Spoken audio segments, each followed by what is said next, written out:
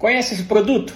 Já ouviu falar do grout? Ele utiliza, diferente do concreto convencional, microbritas e aditivos que elevam sua resistência.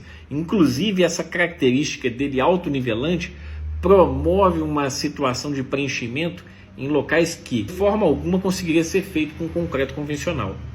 Tanto pelo tamanho da brita do concreto convencional, quanto pela situação da fluência, da fluidez dele. Ele não tem essa capacidade de escoamento, ele é muito mais viscoso, ele tende a frear quando você lança ele dentro de uma forma. Inclusive, por isso que a gente vibra. Uma das utilizações dele é essa aí, ó.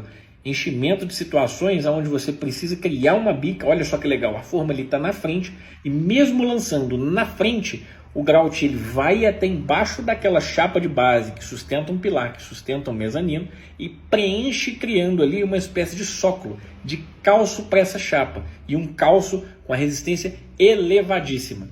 Algumas utilizações além dessa são reforços estruturais, preenchimento de brocas de pilares, preenchimento de formas confinadas, preenchimento de reforço de alvenaria estrutural, onde a gente tem que lançar o grout dentro do vazado do tijolo e criar uma janela no pé para poder fazer a inspeção de que ele preencheu ali uma região de reforço. E é isso. Grout significa fluidez.